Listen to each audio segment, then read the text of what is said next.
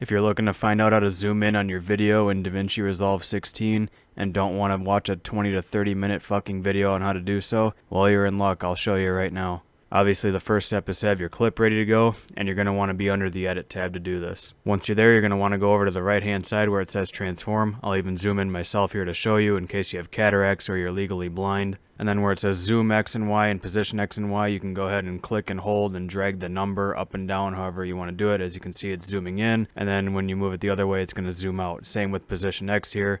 I can pan it to the left or right, and then if you go over to Y, you can move it up or down. And then if you want to get into some wacky pan in, pan out type zoom, you can go ahead and go down to where it says dynamic zoom. So here I have my timeline highlighted that I want to use it on. I enable it, and here I'll show you what it looks like. It's going to sit here and zoom in. It's a good way to highlight this bitch right here, either missing or getting a shit sent every time he goes up for a shot. And then you can head back over to where it says linear, and then underneath that you can hit the button that says swap.